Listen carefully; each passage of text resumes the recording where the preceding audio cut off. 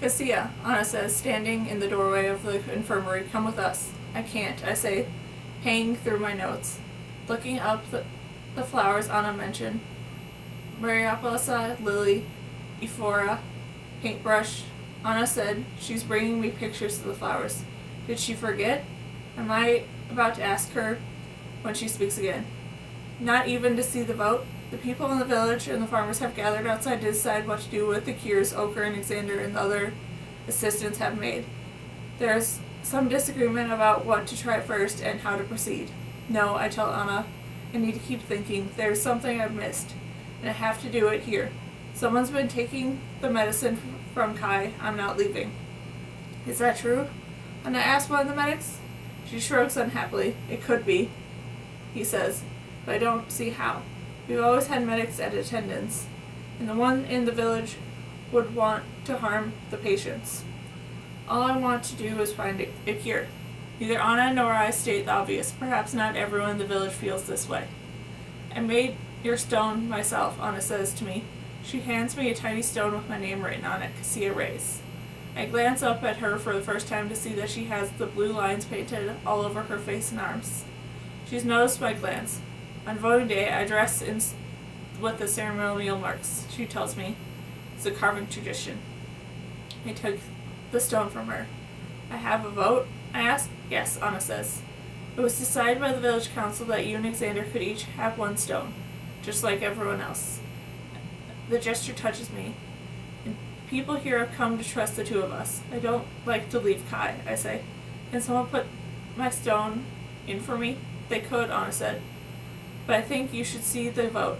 It's something every leader should witness. What does Anna mean? I'm not a leader. Would you trust Hunter to stay here and keep watch? Anna asks. Just for a few moments, so you can cast your vote. I look at Hunter. I remember the first time I saw him. He was burying his daughter. He put that beautiful poem to mark her place. Yes, I say. It won't take long, and this way I can ask Anna about the flowers again. Hunter hands his stone to Anna. I vote with Lena, he says. Anna nods. I'll put it there for you. Anna was right. I want to see it so extraordinary, I almost forgot to breathe. Everyone has come with choice in hand. Some, like Anna, carry 2 stones because they have been asked by someone else to cast a vote by proxy. So much trust must exist for this to work. Ochre and Lena stand near the troughs, and the others, including Colin, want to make certain no one moves stones from one place or another. There are 2 choices today, to vote with Ochre or to vote with Lena. Some stand in indecision, but most walk right up and cast their stones into the trough near Ochre. They think they should give Ochre's Kesma cure to all the eligible patients. The more cautious ones cast their votes with Lena. They want to try several different cures. Ochre's trough is almost full. The decision is made in the shadow of the large village rock, and is everyone cultured in little named stones. I think of Cypress and of the pilot story, the one I traded with the compass from months ago. Belief and myth are tied so closely together that you're never sure which is tale and which is true. But perhaps that doesn't matter. Kai said that once after he told me the Cypress story on the hill. Even if Cypress didn't live his story, enough of us lived lives just like it, so it's true anyways. Xander makes his way through the crowd to find me.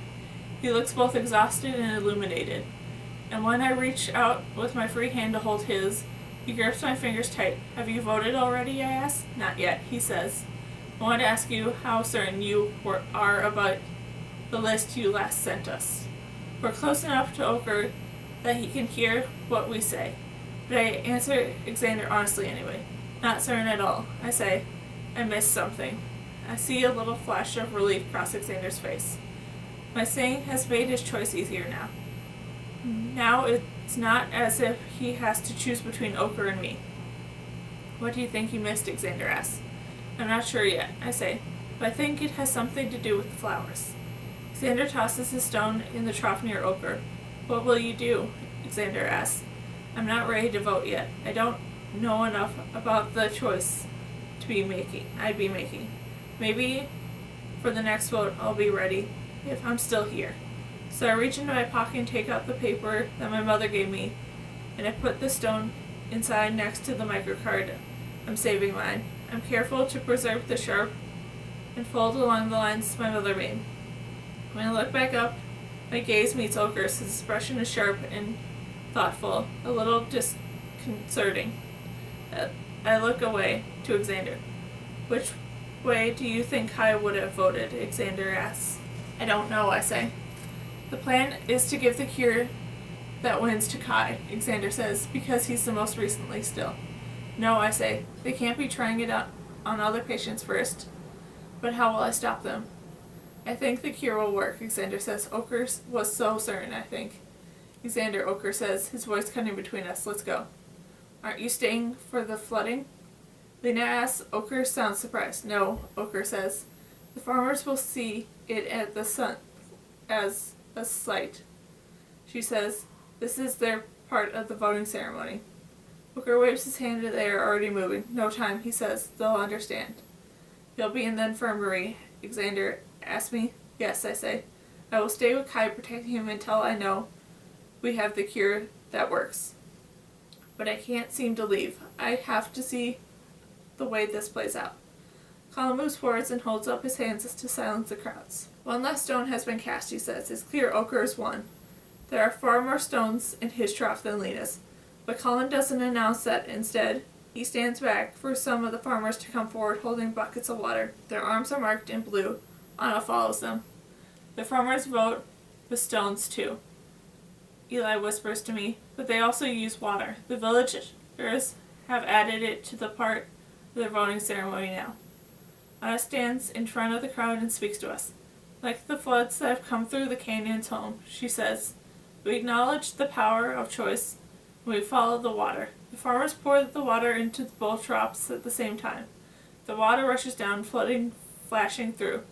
Some of it slips through the rocks at end. Even Oker's trough lets some out. But it has the most stones and holds the most water. The votes have been cast, Colin says. We'll try Oker's cure first. I've slipped through the crowds as fast as the water through the rocks, racing to the infirmary to protect Kai from the cure. When I push open the door to the building, I don't understand what's happening. It's raining inside. I hear a sound like water hitting the floorboards. The bags, they're all unhooked and they're dripping onto the floor. All of them, not only Kai's. I go straight to Kai. He takes a shallow, watery breath. The lines have been pulled out and they're looping neatly over the pole next to the bed. It drips out onto the floor. Drip, drip, drip. It's all happening to everyone else. For a moment, I don't know what to do.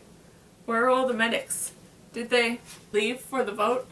I don't know how to hook Kai's line back up. I hear movement at the other end of the room. Then I turn. It's Hunter, down near the patient who was the pilot's first brought to the village. Hunter stands there, dark shadow and at his back. He doesn't move. Hunter, I say, walking towards him slowly. What happened? I hear someone at the door behind me and I turn to see who it is. Anna. Her face is stricken. She stops a few feet away from me and stares at Hunter. He doesn't look away. His eyes are full of pain. Then I notice the crumpled bodies of the medics near him. They're all dead. You tried to kill everyone, I say to Hunter. But soon as my words leave my mouth, I know I'm wrong. If you wanted to kill them, it would have been easy while we were all gone. No, Hunter says. I wanted to make it fair. I don't understand what he means. I thought I could trust him, and I was wrong. Hunter sits down and puts his head in his hands, and I hear the sound of Anna crying, and the bags dripping on the floor. Keep him away from Kai, I say to Anna. My voice is harsh. She nods. Hunter is so much stronger than she is, but he looks broken now. I don't know how long this will last, though. I need to find people to help, but still, I need Xander. He and Kai are the only people here I can trust. How could I forget?